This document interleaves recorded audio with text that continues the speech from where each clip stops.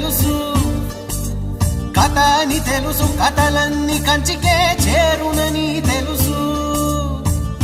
తెలుసు తెర తొలుగుతుందని, తెలుసు తెల్లారుతుందని, తెలుసు ఈ కట్టె పుట్టుకుమంటదని, తెలుసు ఈ మట్టి మట్టిలో కలిసిపోతదని.